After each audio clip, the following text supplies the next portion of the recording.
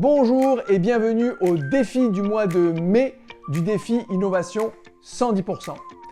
Aujourd'hui, je vous lance le défi de poser les bonnes questions lors d'une entrevue avec un utilisateur. En effet, durant l'étape de l'empathie, de l'approche Design Thinking, vous allez devoir décrypter, vous allez devoir aller chercher le réel besoin de l'utilisateur, du consommateur, pour ensuite définir une problématique qui va vous permettre par la suite de générer des bonnes idées, de les prototyper et de les tester.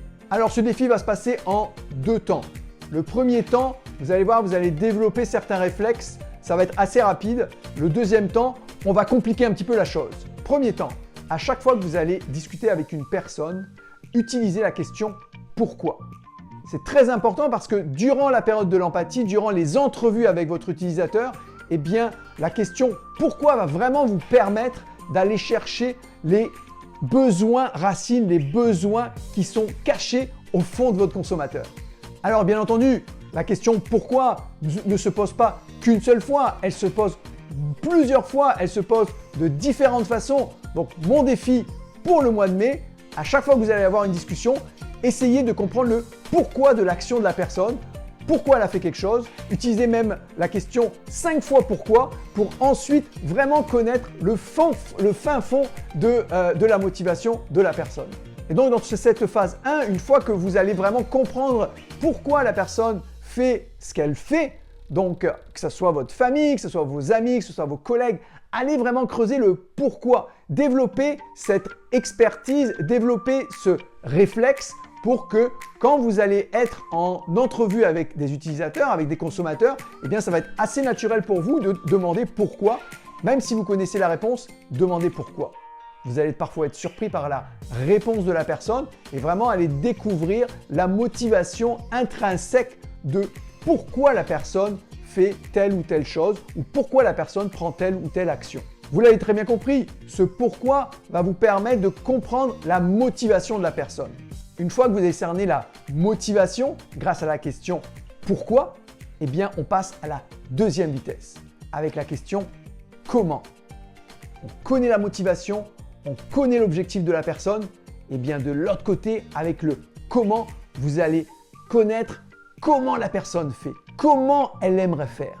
S'il y avait d'autres façons de faire, comment elle aimerait bien faire différemment. Et là, vous allez comprendre de plus en plus le parcours de votre consommateur grâce à ces deux questions, le pourquoi et le comment. Je vous laisse vous entraîner, vous appuyez sur le bouton stop et ensuite, on se rejoint pour l'étape 2 de ce défi du mois de mai.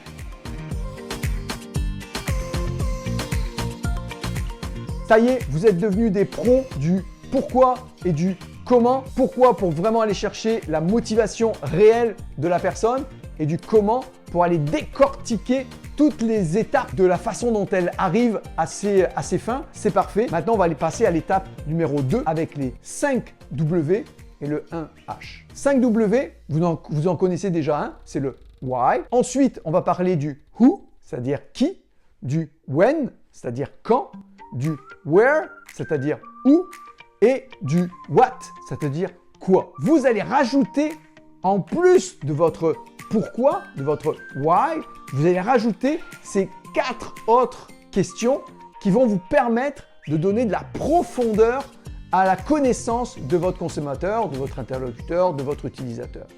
Donc, les 5 W et bien entendu, on n'oublie pas le H, le how, le comment faire tout ça une fois qu'on a défini le qui, le quand, le comment, le quoi. Donc tout ça c'est important, on n'oublie jamais l'étape de comment. Pourquoi? Parce qu'avec le comment, vous allez vraiment évaluer les différentes étapes de l'action de la personne. Donc êtes-vous prêt maintenant à relever ce défi du mois de mai avec les 5 W et le 1 H pour mieux connaître la motivation de votre interlocuteur, utilisateur, consommateur et de vraiment comprendre les différentes étapes que la personne utilise pour arriver à ses fins. Vous allez voir, une fois que vous allez développer ce réflexe-là, vous allez vraiment les utiliser durant les entrevues consommateurs pour aller chercher le vrai besoin durant la période de l'empathie de Design Thinking. Je vous laisse sur ce défi du mois de mai pour continuer à développer votre expertise en Design Thinking et je vous donne rendez-vous au mois de juin pour un défi en lien avec l'étape 2 du Design Thinking, c'est-à-dire l'étape Define, la définition de la problématique.